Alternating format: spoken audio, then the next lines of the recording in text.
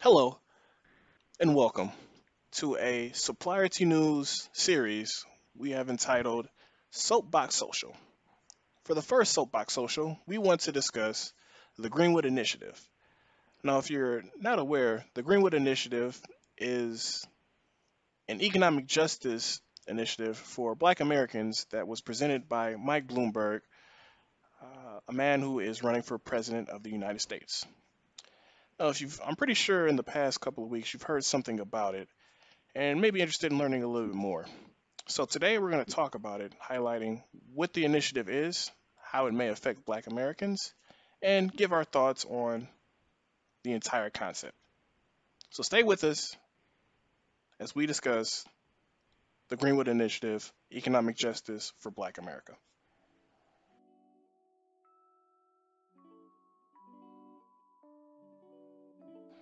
Hello and welcome back. My name is Jaymie White, and today I have with me my podcast partner in crime, Ray Hayes. Ray, thank you for joining me. Hey, no problem, Jamie. How you doing? Pretty good, pretty good. It's been a while. So Yeah, definitely.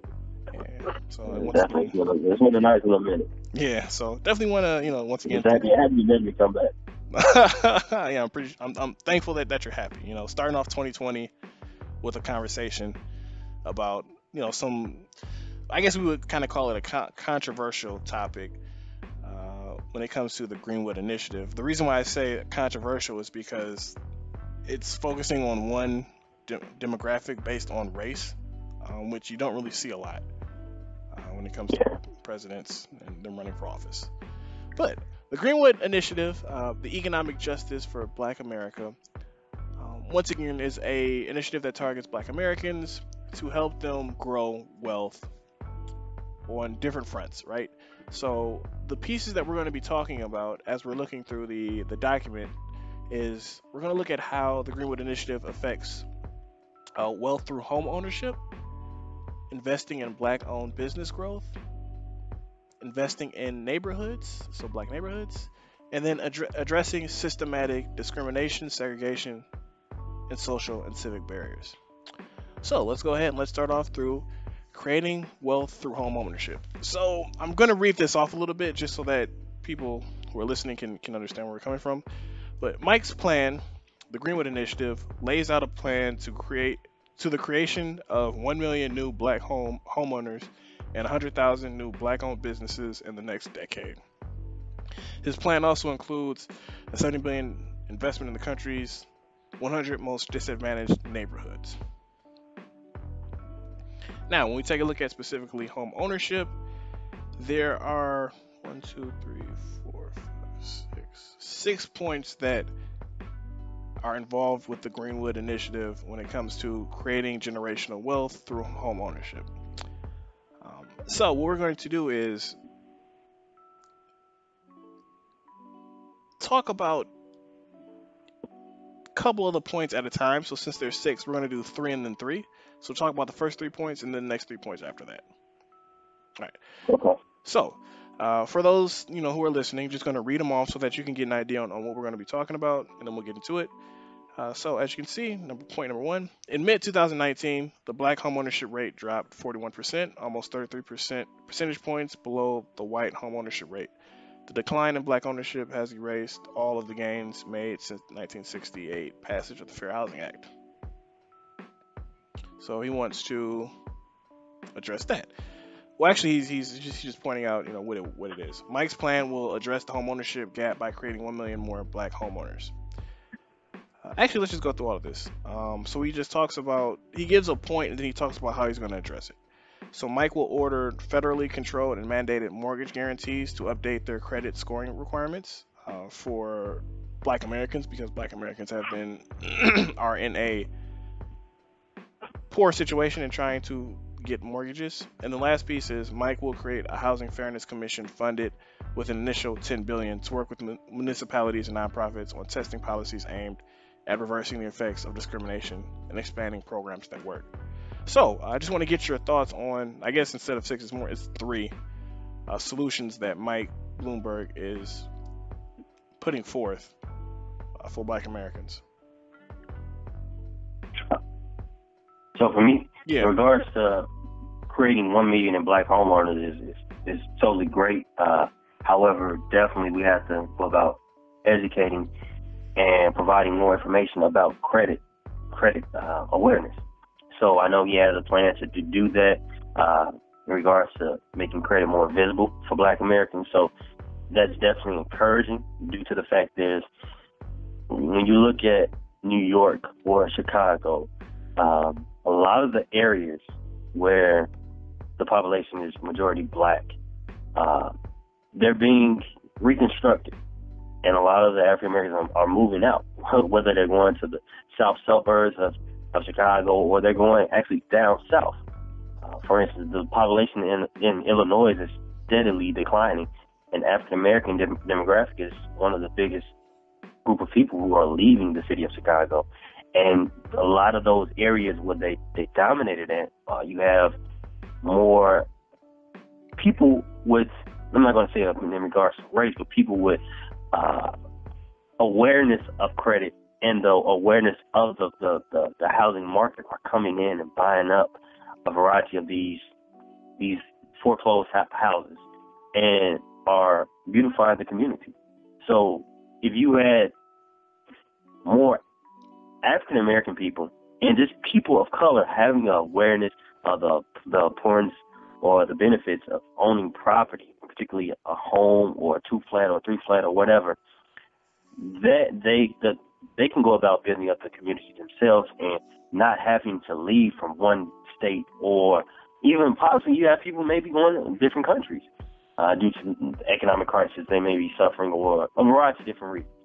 But if they go about, the fact that this president is all about building up people of color, and particularly African American people, and providing them with opportunities to own homes, that can be a huge benefit for a lot of people. And in regards to economically, but also just, mentally. The fact that I don't have to worry about a landlord constantly on my back or being a slump landlord, someone who's taking advantage of me in regards to me paying high rent or high rent or so forth and so stuff like that. So this is definitely beneficial, but definitely it has to come down to providing the credit awareness as well too. So I definitely applaud him in regards to building up the housing market for black Americans, because you have to look at it, and also him taking a look at the banking system and the mortgage rates, and the banks not wanting to cooperate with a lot of African Americans, saying, okay, we're not going to give you a loan because of this and this, that, and so forth. There does need to be interest, and people have to look at that and see, okay, what have the banks been doing wrong or wronging people of color? Yeah, so I do want to touch on that. Like I don't get that point in Mike Bloomberg's Greenwood Initiative. So at one point, when we're addressing the creating 1 million more black homeowners, he points out that the plan will also aim to help millions more black Americans open bank accounts. Good. But he's going to do that by offering financial services through the post office and by piloting a program to provide free checking accounts to recipients of the Earned Income Tax Credit. So I don't understand the whole by offering financial services through the post office. I wonder if there's like some type of research that they've done that shows that black Americans go to the post office more than they go to a bank. Maybe. Like I didn't get that. And what set of African Americans we want in the post office? Are you? Yeah, that's. Yeah, I understand. That's interesting. He wants to open up more bank accounts, which okay, I get that. But his plan is by offering, it just says by offering financial services through the post office. So, and I don't want to get like too nitpicky on it. Like I understand that these are just high levels in terms of what he's trying to do, but yeah, that one I didn't understand. He's not the only one saying that as well, too. Just through a simple Google search, you can see that Andrew Yang is saying the same thing, providing basic banking services through the post office. So they both may be on to something. When you take a look at Maybe some type of Bank's research. policy is, I'll read it to you. It says that there are many communities that are underbanked throughout the U.S. that have to rely upon payday loans. However, virtually every community has a post office, which are now looking for new sources of revenue and support. We should allow U.S. postal offices to provide cashing saving accounts, writing money, and other basic financial services. So they're saying due to the lack of banks in a lot of communities, underprivileged communities in particular, they should start going about offering services at the local post offices due to the fact that every community has a post office within it. So that would be the reason why. Yeah, that one kind of makes me skeptical. I know the post offices that are like close to us. Like I can't imagine. Maybe I have a bad imagination, but like people going to the post office for that because nobody like. I mean, let's just call a spade a spade. Nobody likes going to government facilities, right? You got to go to Secretary of State or what's it called? What do y'all call it? DMV. You gotta go. Yeah, you gotta go there. Like it's never a pleasurable experience, man. You gotta wait in long lines because the government's inefficient. Like it's just when it comes to that type of stuff. Like it's nobody likes going there. So now you're telling me to However, go to the post office, which I've been a couple times. If the line's too long, it's just inefficient. Like to get my money, I don't. well, let's say this. Due to the fact that a lot of people right now, a lot of people around our ages do not go to the post office. Right. So why not bring back the interest into people using the post offices and generating revenue for the post offices because they don't have a lot of opportunity to generate revenue and support. Right. Why not put opportunity? Okay, it may not be a banking area, and that you don't want to use a payday loan all the time or go to a currency exchange. Why not take advantage of something that's more reliable? I mean, granted, yeah, it's the long lines in the DMV and the Secretary of State office, but that may be a total different, environment at the post office. They can go about I've been to the hiring post more office. individuals in the community. It could take a while. But I go to the post office every other week because I have the mails and stuff. I'll get some stamps and stuff like that. However, I don't run into that same problem all the time. I do something. I'm not saying all the time, but sometimes. And then the government's now getting into the financial industry. It's a benefit for both halves. It's a benefit for the residents in that community due to the lack of banks, and then there's a benefit for the post office because of the lack of revenue. So it can be a good opportunity for both. Why not give this money? Yeah, why not give this money to black-owned banks and have them expand? But at the same time, there's not a black. I see what you're saying. Building the black-owned banks, put them more into communities, right? Yeah. But you already have the local post office is already there. Yeah, and government controlled, I guess. Granted, they said they're going to help.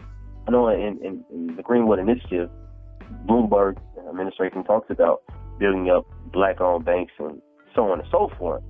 However, why not take advantage of something that's already there, that's established? I guess I'm playing devil's advocate here. I do think I understand the idea now with the Andrew Yang. So definitely appreciate that. I'm just uncertain that if you already don't have a bank account, why would you go to the post office when you know?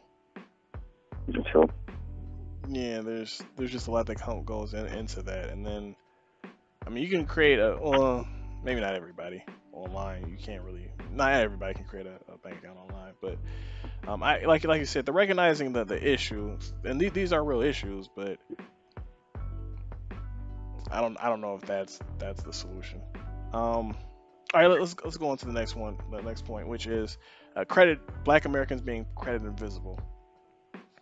So yeah, let's talk about this piece, which is Mike Bloomberg will order federally controlled and mandated mortgage guarantors to update their credit scoring requirements. So what are your thoughts on that? I think that's, in regards to becoming more credit visible, that's, like I said before, that's a huge benefit I mean, for the minority community, just understanding and helping the mortgage loan companies understand that. I mean, granted, there may be some disadvantages with their credit reports and their scoring due to lack of employment or other things. So to go about making credit visible and building credit and awareness is definitely beneficial to the whole of the community in regards to building up the wealth of the community and helping them get the homes. So getting to the 1 million homes for black Americans becoming homeowners. Do you think that this is going to set us up for another, 2008 housing crisis? Because if you're redoing the credit system, possibly. I mean, you're still going to have those mortgage companies who want to take advantage of people, but I would hope not. I would hope they have, I guess, policies and people in the right positions to go about discouraging such, fraudulent mortgage loans and stuff like that. But my idea was that I would hope not, but there could be a financial crisis, banking crisis. But I would hope not. Yeah, I guess you're always going to be dealing with anytime you give some type of program that says we're trying to help people get more homes that currently under the system doesn't qualify. That's a possibility regardless of race, I guess. So that's probably a bad question. But let me say this too, Jaymie. The fact that he understands that a lot of people are unknowing of credit and the power of credit, and the fact that, okay, we're going to make it more visible and building the awareness is beneficial in itself. True. A lot of people, when we become 21 years old, we get a credit card, and instead of using the credit card to boost our credit score, we're just going out buying anything and everything. But if someone is there to tell you and provide you with a brochure, okay, this is how you use credit. This is the benefits. You can use credit to gain cash or gain property, so on and so forth. That alone may be helpful. I'm not saying everybody is going to read that brochure. Yeah, I don't know. Read all that information. I don't know if that's how he's going to do it, though. I can't speak to how he's going to do it, but I understand where you're coming from. I don't know if that's relevant to how they're going to do the new credit system. It might be. Maybe it'll be one of those. It'll be quicker. Because right now I think it takes 7 years to rebuild your credit. So maybe they'll make it 3 years to rebuild your credit, which would actually be kind of nice if they did that. Because like if you have loans, for example, that can mess up your credit score. Like if you're not paying them off or whatever. So if they, this is definitely needed for everybody, especially for millennials, especially for us, man. This would definitely help. But okay. And did you know, like now, I'll say it too. Did you know there's a coming change to the FICO score may change? So the New York Times reported about 40 million Americans will see it either increase or drop in their FICO scores due to some recent tweets. Okay. Oh my! I was not aware of this. This is the New York Times. I'm not just. Yeah. No. I know what you mean. This is an article done on January 25th, so yesterday.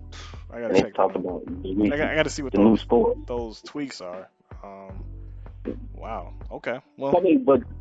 But that alone, you not knowing and me not knowing the full benefits of that may be, helpful. That may be the idea of making credit more visible, so to say, for his administration or this initiative. Providing that information out, sending out letters in the mail, or when you're going to the local post offices, having this stuff available for people to see. But just making it visible is definitely beneficial, because credit can't be just his idea of something hidden in the closet. It's an invisible figure. Yeah, that's true. All right, let's knock out this last point for home ownership, because we got a couple more we got to get into. But so for the last point, it says Mike will create a housing fairness. Well, let me back up a little bit. He talks about how minorities are often locked out of desirable neighborhoods, which, and they're often designed to do that, to where, have like different suburbs where it's essentially like whites only for the most part. So what Mike Bloomberg is trying to do is create a housing fairness commission funded with an initial 10 billion to work with municipalities and nonprofits on testing policies aimed at reversing the effects of discrimination and expanding programs that work.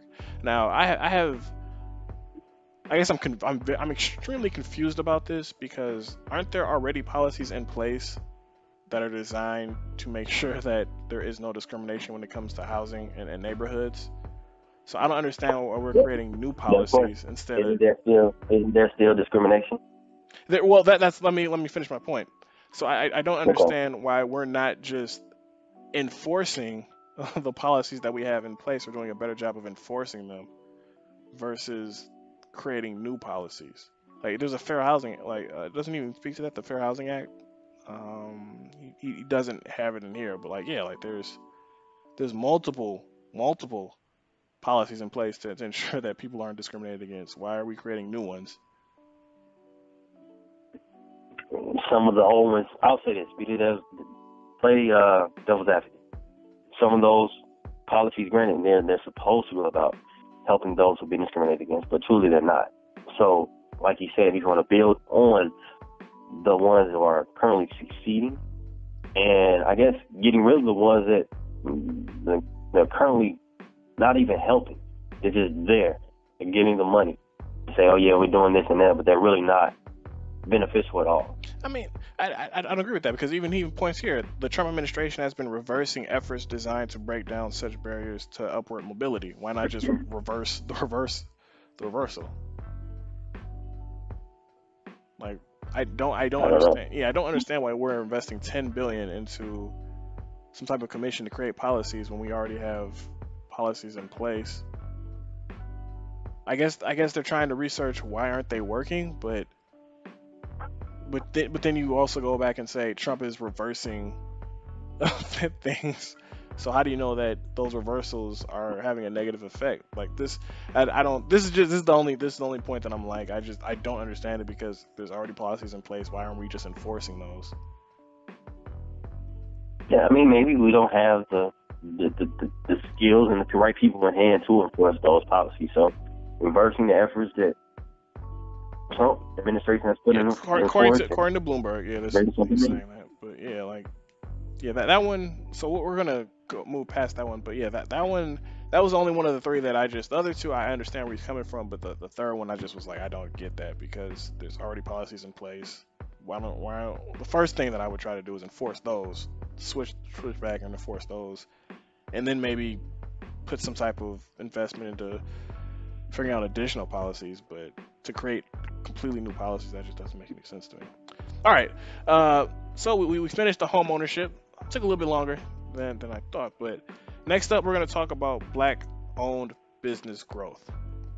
So Mike's plan to spur the creation of more than 100,000 new black-owned businesses, doubling their number. To boost black-owned businesses, the plan will set up user-friendly one-stop shops for entrepreneurs across the country, expand mentorships and incubators, increase access to capital, support black-owned banks, so like we were talking about, and expand procurement from black-owned businesses.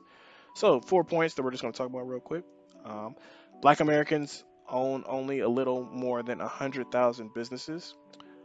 So black-owned businesses account for only 2% of financing under the SBA Small Business Investment Company program. Black-owned businesses can't get the credit they need to expand. And then through all of those 3 points, Mike will support black owned banks by increasing federal deposits and by providing a streamlined process to qualify as CDFIs. All right, so let's take Now, this. question, David. Yeah, I'm sorry. As a small business owner, how do you feel about yeah. I mean, so not including the first point, the second point and the third point. The fourth point, I'm not a black owned bank, so I can't speak to that one. But the second point and the third point for sure, under SBA's they small businesses account for only 2% of financing. Yeah, like it's when I was talking to other small businesses owned by African Americans and just talking about the SBA, like I always got the sense that if you want to do anything with the government or whatever, SBA probably isn't your best bet because it's not really designed to help black owned businesses. So I never really got too close. I reached out, and they do have some really good mentorships, but like in terms of like going for money and financing, like I actually I might not know anybody who's ever gotten, and that's which is saying something. SBA financing, Wow. maybe a couple from through SBA. Now they've gotten financed through the Mm-hmm. governments and other things, but through SBA, maybe a couple, maybe a couple. Maybe I misspoke. So that's the sense that I got. And then black-owned businesses can't get the credit that they need to expand. Um, yeah, that 100% is true. I I could do a whole podcast on that, but the reason being is because a lot of black-owned businesses are just first-generation businesses, and that in itself is going to be hard. So because of that, there's no foundation, and like you said, usually your personal credit just isn't up to par. So Mm-hmm. because if your personal credit isn't up to par, they're not going to give you loans to expand your business or even start your business. But when you first start your business, in order to establish your credit, you got to have money coming in. And as you know, to expand, sometimes you don't have the money necessarily right now to meet those qualifications. And then if your personal credit isn't good, like you're gonna have serious issues. Which at one point happened to me before I actually had the money that was coming in. So that actually delayed our expansion probably about a year. So I definitely understand that this is definitely an issue, and it needs to be helped. And I also understand that black-owned companies aren't the only companies that do this, but in terms of a percentage, it is probably way higher. Well, I'm not even gonna say probably. It is. I know it has to be way higher than it is for other groups. So I can see this definitely helping. But the first point that and I want to get into is Black Americans own only a little more than 100,000 businesses. Where is this coming from? So that's not. I mean, of course, I know you did a study on this Yeah. recently. Like, what did you come to find out in regards to numbers? So that number is not correct. No, I haven't found the 100,000 before. So if you Mm. yeah, if you I'm trying to figure out. So if you type in SBA small business, and I'm gonna make sure that I include this 2018. I'm gonna make sure that I include this in our video. But yeah, Mhm. it's okay. So just to point out, there are 8 million minority-owned businesses in America today.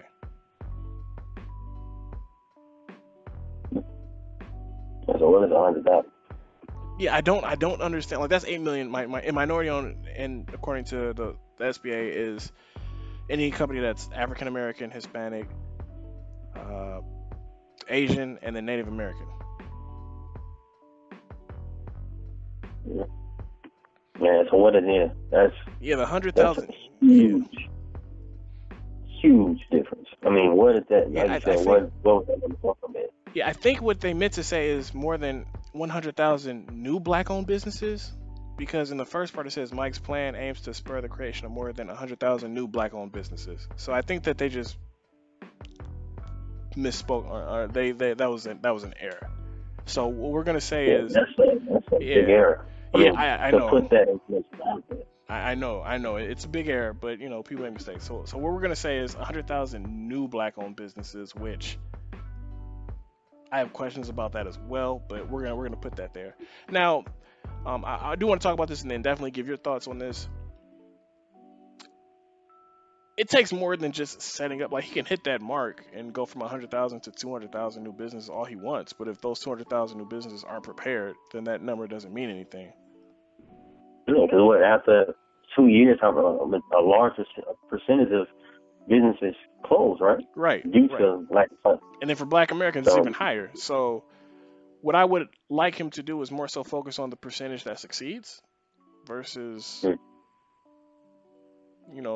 going from 100,000 to 200,000, because I mean everybody wants to start a business, right? Like, but and to be completely honest, it's not that hard to start a business. It's hard to start a successful business.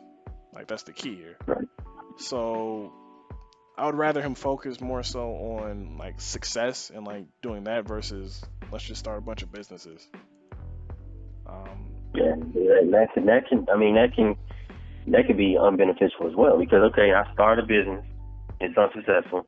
Now I tell my friends and families about my success and how I failed within the first year. That can lead them saying, "Ah, man, look what happened to Ray. I don't want to go into debt right, and fail within the first year." So it's kind of like right, I agree with what you're saying.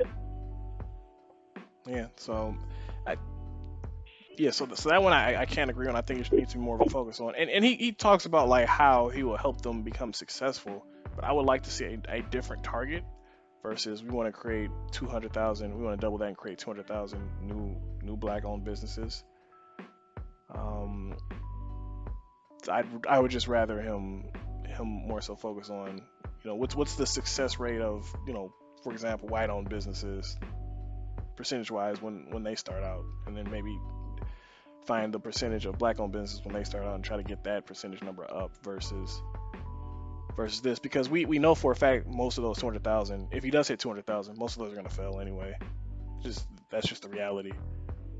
So why is he pushing for business a number that he knows the majority are going to fail? Why not focus on success? But yeah, that's just kind of my thoughts on that piece. Next up, yeah, do you have anything to add? I think No. You yeah, summed it up perfectly. No, you get it. yeah. For black-owned businesses, account only 2% financing under. I mean, we kind of go over that. For this, he just talks about different ways he can do it. Mike will provide incentives for private investors to focus on underrepresented groups in underserved communities. For example, his plan would promote partnerships with university incubator programs that could offer added SBIC support for startups in nearby distressed neighborhoods. I mean, I've heard it all before. I know that sounds bad. I've I've heard it all before. The only thing that I haven't seen is I haven't seen the government invest a ton of money into like HBCUs and have them I try to mean, put up incubators, like a ton of money, not peanuts, but like we're gonna throw in okay. 100 billion to HBCUs for incubators. So that'll be, I mean, in regards to, I know your past success, you're going through an incubator. I mean, that will be a huge benefit for college students and people who are interested in owning their own business once they get out of school to have an idea of what to expect, right? Would that be beneficial? What you're saying? Have a class on it? The incubators. Oh, The the incubator incubators. I mean, themselves. It depends on yes. the. I know this is gonna sound. It really depends on the incubator. It really does, and it depends on Okay. who's running the incubator. Uh, how successful that incubator really is. Hmm. But I understand where they're coming from a financing standpoint. Like any incubator, if you do well on it, you'll get some type of financing option. So that is helpful in itself. But again, I've heard it all before, and primarily when you do these in even distressed neighborhoods, like I've been in an incubator that was in Detroit, where the majority of people who were in the incubator were white. Not no bad or good on it, but it's like we're in a city where 80% are black. Like this is I see what you're saying. yeah, like is you can put it in a distressed neighborhood all you want, but that doesn't guarantee that you're going to hit the target. Which, according to this, is Right. Black Americans. Now if they're going to say this is a black-owned incubator, I guess. But I mean, I guess you could do that. But then you have to be aware of what kind of companies are coming through the incubator. I mean, it's really hard. You got to look at the people's skill set. Uh, I mean, it's just hard to really get that and make it as impactful as we need it to be. I think Hmm. that's why I would like to see it go to HBCUs, because with HBCUs you're already building these kids' skill sets. So you're essentially building somebody into like an engineer. So if you put that person in an incubator, and plus they're young enough to where they have time where they can fail, and they can put 2-3 years into a business idea with the proper support. and they're HBCUs, so it's nothing but black people coming through there. So that's why I would like to see them. If we're going to universities, I would like to see it through HBCUs, just because if we're focusing on Black Americans, because they've already got they have the pool, they have the talent pool to do it and do it real quick and come up with have businesses coming out of there that could potentially do something versus putting it in like the middle of no offense, like the middle of like Chicago or Detroit, where it may not hit the target you want. Right. And also, would it be beneficial working with those incubators who have, or like organizations who have run incubators who have been successful in helping individuals out? I mean, particularly people from different cities. I mean, working with them, not just going about trying to build working with new organizations and building something new. Instead, just working with those who have shown success in the past when have been beneficial. Yeah, no, that's also a good point too. Yeah, you could bring in, yeah, man, for sure, experts from other incubators into in my vision. I see it going to HBCUs, but bring them over to HBCUs and have them help out for maybe like a week, maybe do some type of teaching. Yeah, bring in some other black-owned businesses, but business owners, excuse me, who are successful in various fields. Yeah, I can see that working pretty well, very well if they do it right. Which, there's no indication that that this is what they're going to do. But if they are going to do it, I would suggest doing it that way. All right, next up, and black-owned businesses can't get the credit they need. We kind of talked about that. It all begins with your personal credit, and then from there you build up your business. So we've kind of talked about that. Yeah, we kind of talked about that. And then the last point here is Mike will support black-owned banks by increasing federal deposits and by providing a streamlined process to qualify as CDFIs, allowing them to issue government-guaranteed bonds whose proceeds can be used for community investments, yada, yada, yada, and require financial institutions to report data on small business lending, including, which I thought they were already mandated to do, but okay. So again, I'm in full support of black. If you're trying to build up the black community, it would make sense if you were trying to build up black-owned banks, which this is what they're saying they're going to do. I am pessimistic because he doesn't put a number on it.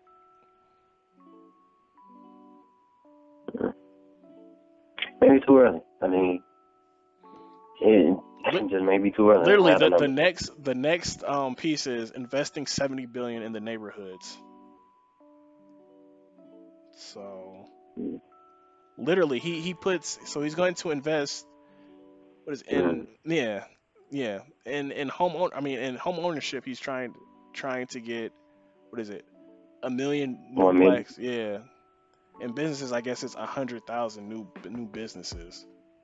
Which is, I'm not a fan of his of the business growth.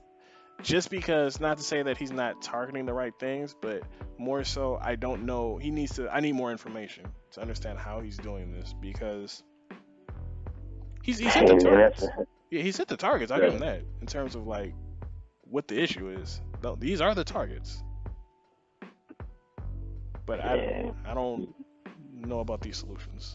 It's too high level. But like you pointed out some of the keys. I mean, that's what Bloomberg is definitely known for, is the use of information and factual evidence to I guess to build on something, and not having it does raise a red flag when it comes to this. So well, so I get it.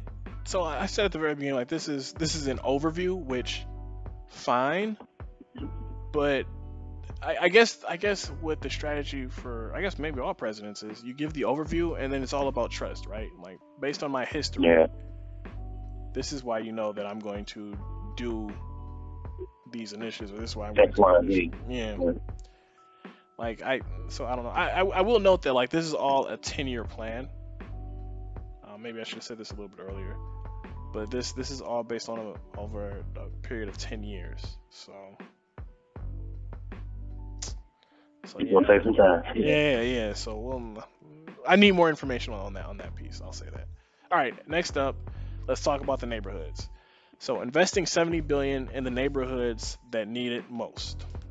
All right. So I'm just gonna read this piece and then I'm gonna pass it over to you, so you can kind of give your thoughts. But due to generations of systematic discrimination, too many Black Americans grow up and live in neighborhoods where health, education, and employment outcomes are unacceptably low. Mike will launch a 70 billion national initiative to identify and turn around 100 of the country's most disadvantaged neighborhoods. It will invest in 100 communities over 5 years to tackle the neighborhood conditions that perpetuate poverty and exclude the historically disadvantaged from growth and opportunity.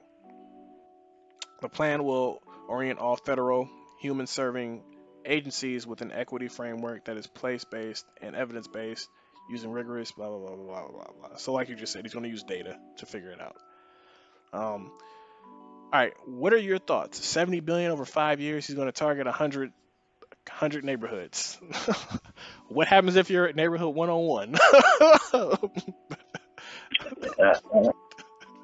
I mean, it's definitely good to see in regards to those 100 neighborhoods who are going to get the benefit of this.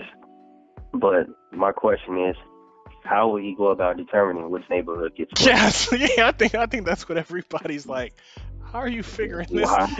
Yeah, how are you figuring How are you this going to say out? this neighborhood is even more than this neighborhood? Yeah, And then you look at the numbers and say, okay, there's more crisis going on in this neighborhood. I mean, public health crisis or in yeah. regards to educational crisis. They don't have the benefits of the education system. I mean, how are you going to go about Your crime's too low, determining? so we can't assist you, even though you have a lot of black people. Yeah, Like,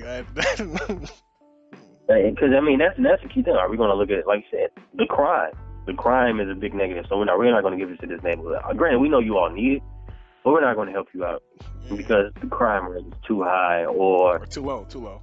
you're having a disagreement with your mayor's point of view in regards to where this money is going to go. So we're not going to give it to you. So the whole idea is how are they going to determine which 100, which is a small amount of communities, are going to get this $7 million.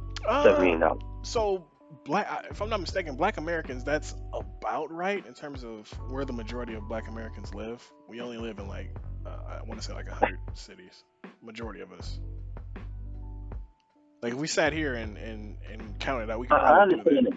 But I'm with you on the like. How do you decide who, like the 100? How do you decide who they are? Because I'm pretty sure it's over 100, right? But there is a small number. Who they are and like what do they get? Like it's 70 billion. I'm pretty sure not everybody's getting the same piece of that pie. Exactly. Like what? Like somebody can get money. Yeah, like there's a lot of questions about this. How are you determining this is. Yeah, okay, so let's get into it. At the same time, well, granted, it is going to, I mean, the fact that we have to discuss and figure out the understanding of what's going to happen, the idea of doing it it's definitely good. I'll give them that. I mean, building other communities, I mean, you have a lot of areas where there's food inequality.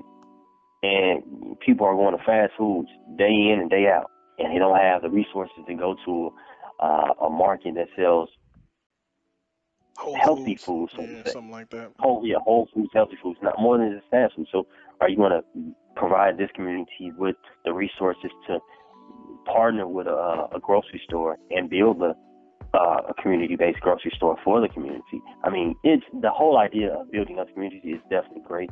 The killer part is the logistics and who's going to get what. But I'll say, for instance, now, you mean a lot of communities, I know big name communities. For instance, I'll say the community I'm in, Chicago. Mayor Lightfoot is right now, she's doing something similar to what Bloomberg is proposing. She's giving $10 million to South and West Side entrepreneurs to go about building up a variety of different small businesses. And that's, I mean, you have people just trying to build the communities up. They know who are at a disadvantage. So, I mean, this initiative is definitely great. And I definitely feel as though he should work with a lot of mayors within those particular cities who are going about working on the same initiative now to help him build his initiative, so to say. Okay. Of course, seeing some form of success. Okay. Uh, One more note before we get into the actual points. I noticed that he put 100 underserved communities. So if this is supposed to target Black Americans, I find that word interesting, I guess. That he says underserved and not 100 Black communities. But anyway, let's get into the points. So Black Americans disproportionately experience extreme poverty. I think it's due in large parts to decades of government policies that created segregated communities and deprived them of public investment. Mike will create a new neighborhood equity and opportunity office to manage the initiative. Also, he's going to create a new. What am I saying? I read this. So he's going to create a new office to specifically manage the community investment. Interesting. Mike will put a relentless focus on evaluation to expand programs that work. And the plan builds on work Mike did as mayor of New York City, where he created the Center for Economic Opportunity, which tested dozens of anti-poverty innovations and subjected them to the highest standards of evaluation.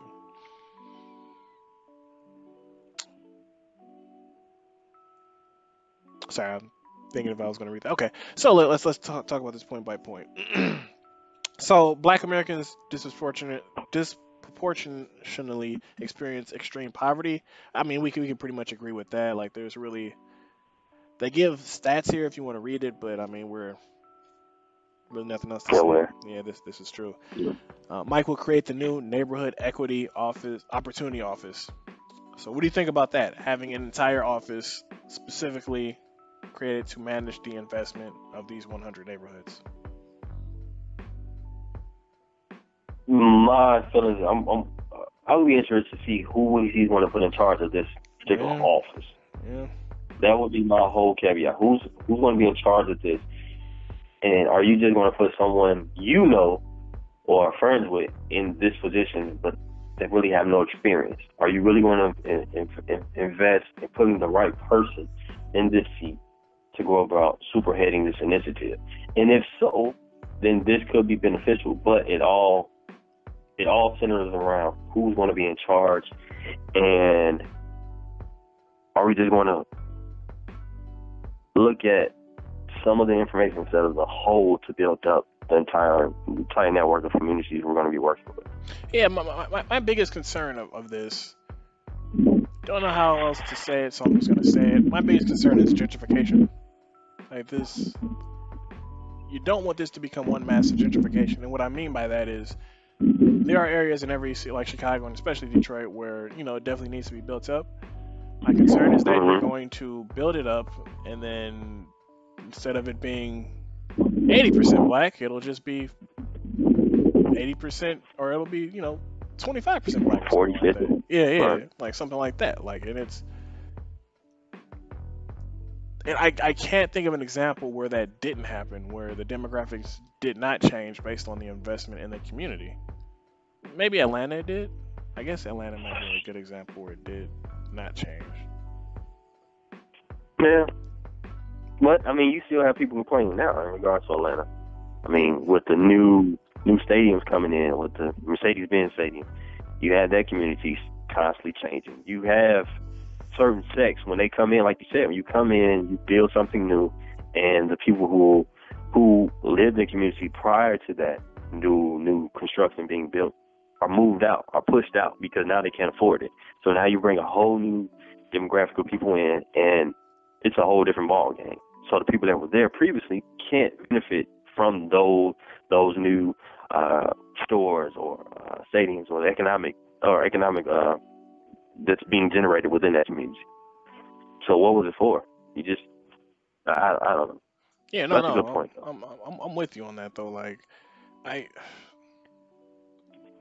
I need to see how this is gonna work, because you build up a community that, for example, let's say it has a ton of Black Americans that, let's say, don't have good jobs, right? Worst case scenario, you build up a community of a ton of Black people who don't have good jobs, and then what? Their houses go up. Their housing prices go up. Like, are you going to set a? Are you going to make the keep their prices the way that their prices are as you're building up that community? That would be insane. Like, what if you own property? Like this one. This is another one that we need a ton more information to figure out how this is going to go. Because I mean, like appointing the person over it is the start, but even after that, there's just so many questions.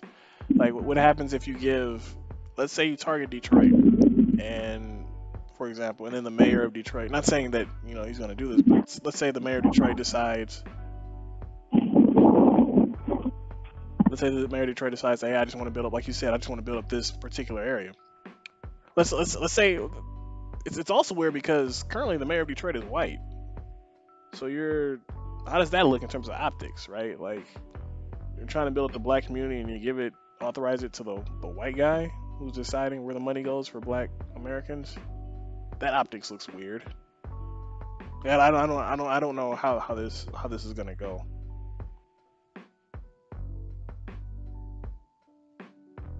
Yeah, I don't know. Hopefully, I mean, like I said, it's all about who's going to be in charge and who's going to be running.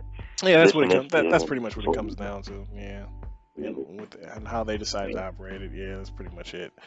All right, Mike. I mean, and definitely using. I'm sorry, real quick. You definitely use somebody who's shown some form of success in this area, and getting someone from this actual area of expertise. Not just throwing anybody in it. Getting somebody from this area of expertise to help you, and really investing in that. I mean, really taking the time out to investigate. Okay, who's had success doing what we need them to do, or who's have the organization, and just taking some pointers from that and using it to help you. So, I mean, I hope that's what happened. Not just bring in just anybody for the position. At the end of the day, yeah. I mean, we can talk about the other pieces, but you're right. At the end of the day, that's really what it is. It's 70 billion over 5 years. Whoever's in charge of that's what it comes down to, or the group of people in charge of it. They're not going to do. If they have their selfish agenda, this could really impact people in a negative way, and only a couple people can get rich. Like, if the person who's over it is that type of person, I can definitely see. Detroit has had mayors in the past where him and his boys got rich, and everybody else Mm-hmm. suffered. Yeah. Black Americans have experienced that throughout the time that we've existed in America, where people will be put in charge and they'll get rich, and then their boys and girls will get rich, and then we're just kind of out here. So, like deuces. Yeah, I mean, hey, fend for yourself. Yeah, so like you said, the other points, expand programs that work and all that, and it comes down to whoever's going to be in charge. I can agree with that. I don't think there's really nothing else to say, because there's way too many questions that will only be answered once we find out who's in charge. Okay. All right. The last piece here is addressing. I'm probably gonna break these up into like 4 different parts because this is long, and maybe at the end I'll put them all together, and then if they want to listen, they can listen to everything. But addressing systematic discrimination, segregation, and social and civic barriers. So, Black Americans have been disproportionately incarcerated, politically disenfranchised, and subject to systematic discrimination. Mike will defend the rights of protected groups under the law by reinvigorating and reorienting the Civil Rights Division of the Justice Department. Furthermore, Mike's plan ties federal housing funding to progress in reducing segregation, requires implicit bias training for police, teachers, and federal contractors, and restores voting rights by addressing practices such as ID requirements, roll purging, and gerrymandering. Good luck with the gerrymandering. Okay. What are your thoughts? He's addressing discrimination, I guess. That's always a plus. I mean, you're not going to get any negative in regards to me from that.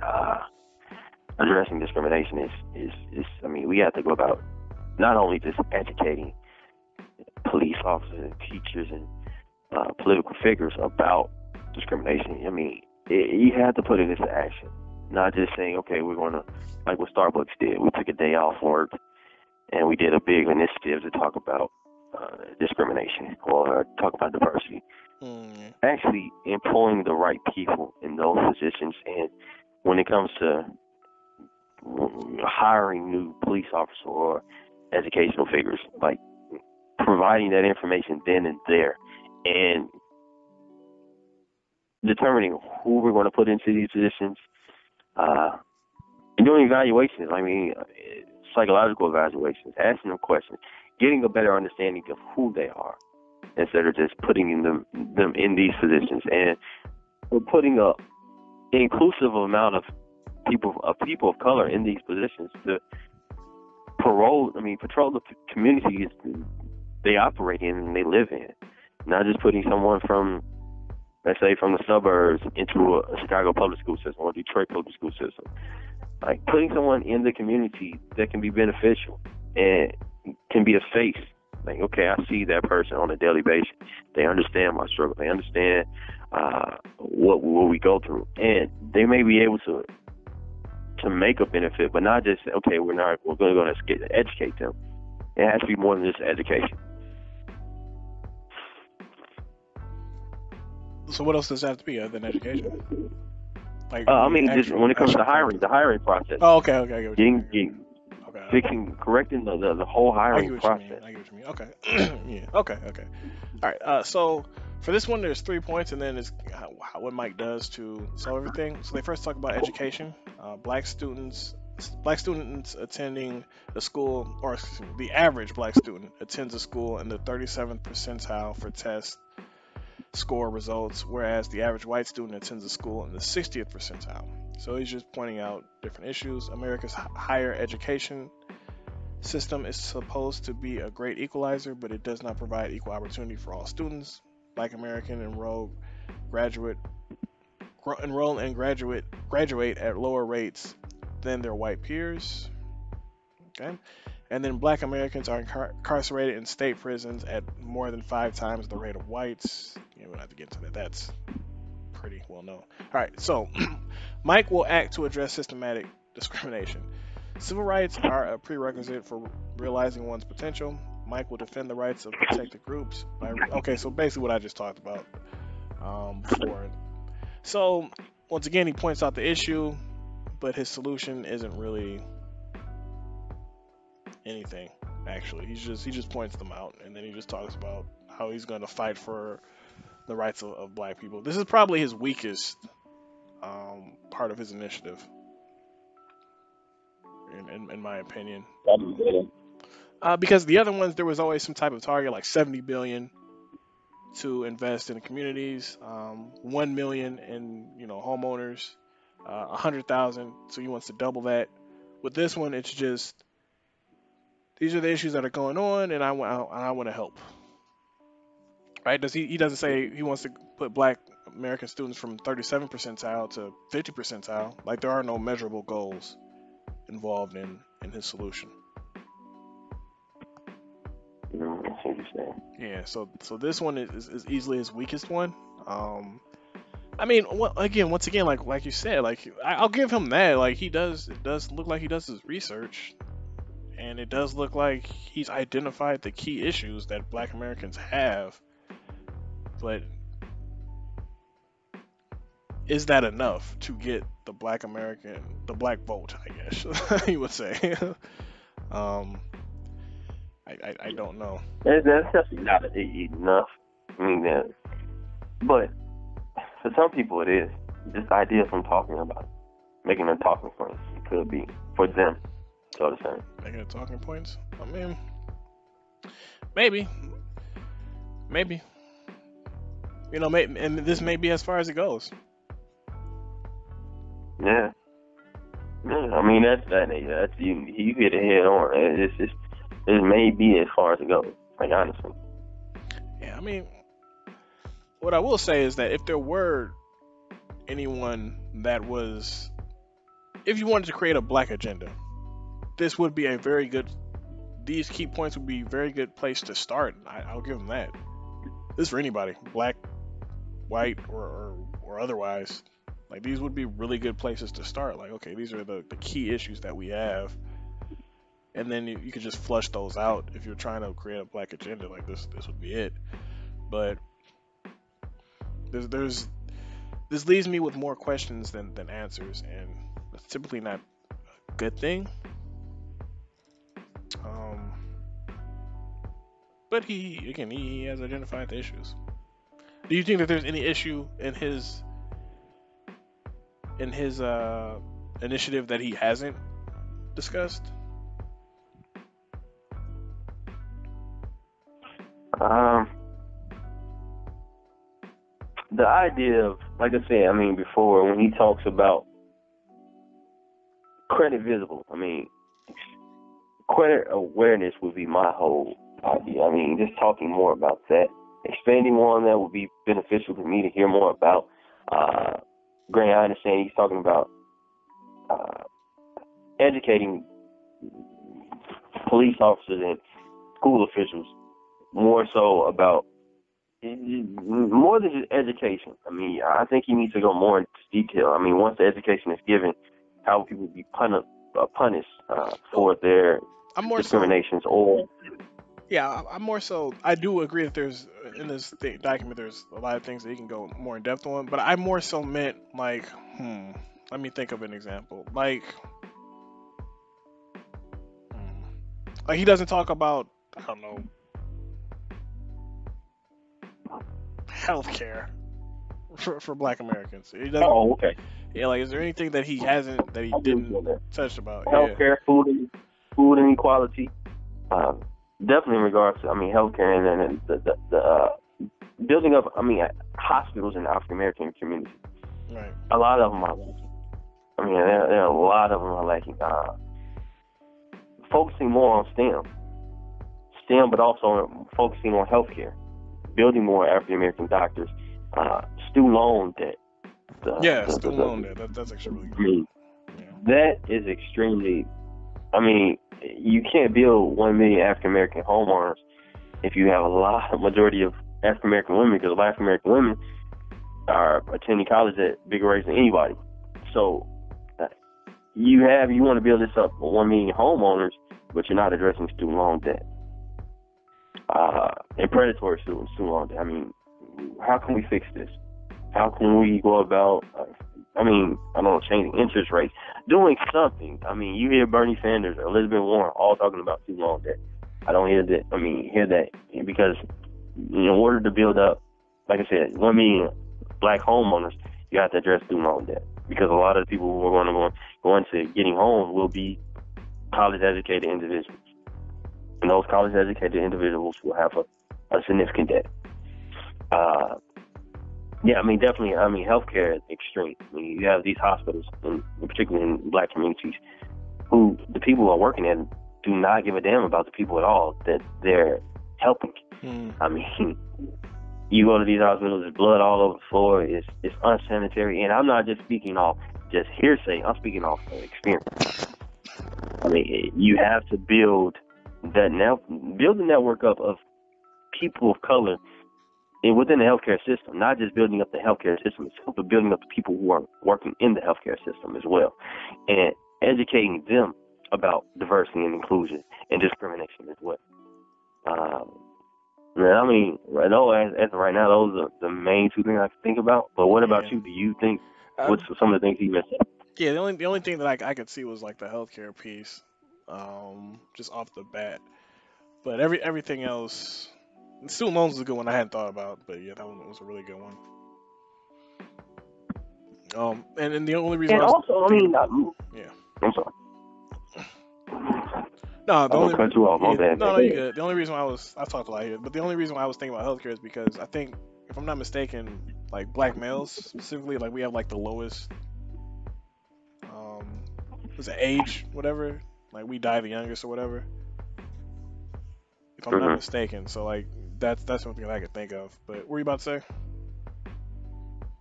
Also, in regards to trade schools and I feel like he does mention education. Like we're in the 37th percentile, but he doesn't go in depth on that. So I kind of threw that in there with that. Like just the trade. I agree with the trade schools, but I kind of threw that in there with the like that may be something he may want to address and the education. That may be something he wants to go deeper in with that. But with like hospitals, he just doesn't even talk about it. And the food inequality. I mean, a lot of Yeah, people they food. don't Yeah, talk right, about right. that at all. Food. Right. Good point. Food. I mean, that we have to. I mean, that has to be addressed.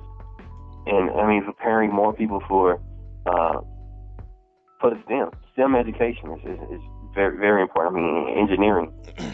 Not only are building up 1 million black homeowners, why not build up 100,000 new black engineers or something like that? I mean, if you can, I mean, granted, you can build homeowners, but if you have individuals who do not work in a certain occupation, they'll never own a home. So why not providing them with the skill sets and providing them with the education, and not just from academically with the trades, engineers. I mean, focus on the discrimination in the youth. I mean, there's opportunities when he talks about that home ownership. Fix the things that prevent people from becoming homeowners as well. Not just saying, okay, we're going to build up, give you different mortgages and all of that. Don't get them strapped in debt and can't afford the house within the next 10 years. Provide them with the occupation, the education, and the skill set to grow. Okay. And maintain that. Okay. And we'll actually leave it on that mark because we have been going for a little while. We're actually at an hour and 20. Crazy enough. But okay, so we'll leave it at that. Yeah, if you made it this far, definitely thank you for your time and checking out the video and learning a little bit more about the Greenwood Initiative by Mike Bloomberg. Again, it's something that we just want to talk about because it's the first, not the first, but it's one of the bigger economic justice pieces that we're seeing out there from a president, and we thought that it'd be interesting to converse about it. As always, hit up the like button, subscribe, leave a comment on the video. We definitely appreciate that and tell us your thoughts. Thank you so much for your time. Ray, thanks so much for joining me. And thank you. with that being said, everybody have a great day.